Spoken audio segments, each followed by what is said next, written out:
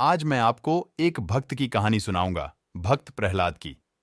असुर कुल में एक अद्भुत प्रहलाद नामक बालक का जन्म हुआ। उसके पिता असुर राज हिरण्यकश्यप थे। हिरण्यकश्यप ने भगवान ब्रह्मा की आराधना की और अनेक वर्षों तक तप किया। उसके तप से प्रसन्न होकर ब्रह्मा जी प्रकट हुए और कहा, वत्स कहो, क्या वरदान मांगना चाहते हैं? हिरण्यकश्यप ने कहा कि हे भगवान, मैं अमर होना चाहता हूं। इस पर ब्रह्मा जी ने कहा, मैं अमर होने का वरदान नहीं दे सकता। यह वरदान मेरी सीमा से बाहर है। तुम और कोई वरदान मांग लो। फिर हिरण्यकश्यप ने वरदान मांगा कि मैं घर के अंदर मरूं, ना घर के बाहर। मैं ना रात में मरूं, ना दिन में। मुझे ना कोई मनुष्य मार सके, ना पशु। ना अस्त्र से मरूं, ना शस्त्र से, ना धरती पर मरूं, ना आकाश में। यह सुनकर भगवान मुस्कुराए और बोले, तथास्तु। वरदान प्राप्त कर हिरण्यकश्यप ने हर ओर आतंक करना शुरू कर दिया। उसके आतंक से परेशान होकर सारी पृथ्वी के लोग उसकी पूजा करने लगे। लेकिन उसके विपरीत स्वयं हिरण्यकश्यप का पुत्र प्रहलाद भगवान विष्णु की भक्ति करता था। जब हिरण्यकश्यप को पता लगा कि उसका पुत्र प्रहलाद श्री हरिविष्णु की भक्ति करता है, इस बात से क्रोधित होकर हिरण्यकश्यप अपने पुत्र प्रहलाद के पास गए और कहा कि मैं ही भगवान हूं, तुम बस मेरी ही पूजा किया करो। इस पर प्रहलाद ने कहा, पिताजी, इस सृष्टि के पालनहार श्री हरिविष्णु हैं, मैं तो उनकी ही पूजा करता हूं। अगर आपको भी अपना जीवन ठीक करना है तो आप भी उनकी ही भक्ति करें। हिरण्यकश्यप भड़क गया और उसने अपने सिपाहियों से कहा, इसे बंदी बना लो और इसे कठोर दंड दो। प्रहलाद को कई तरह से दंड दिया गया, लेकिन प्रहलाद भगवान विष्णु की भक्ति करते रहे।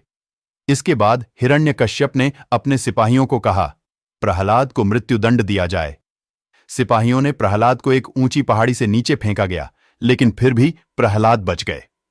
उसके बाद प्रहलाद को एक बड़े से पिंजड़े के अंदर बैठाया और बहुत सारे सांप छोड़ दिए, लेकिन सर्प ने प्रहलाद को काटने के बजाय उनके चारों ओर घेरा बनाकर बैठ गए और उनकी रक्षा करने लगे।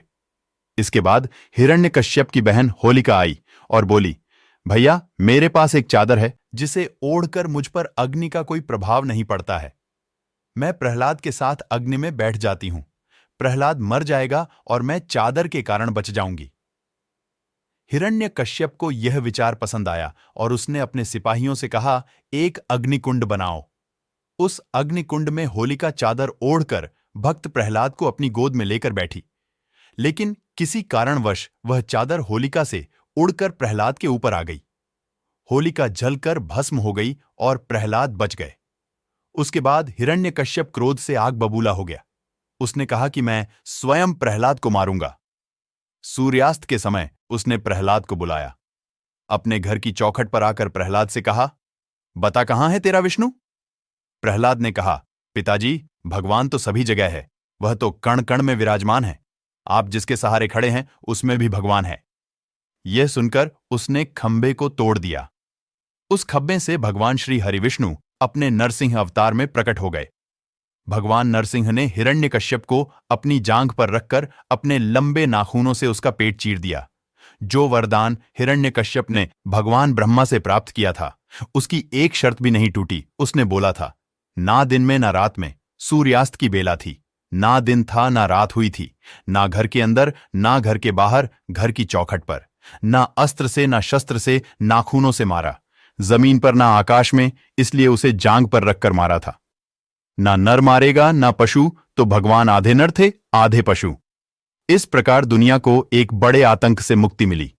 बुराई पर अच्छाई की जीत हुई। इसी उपलक्ष्य में हम होली का त्योहार मनाते हैं।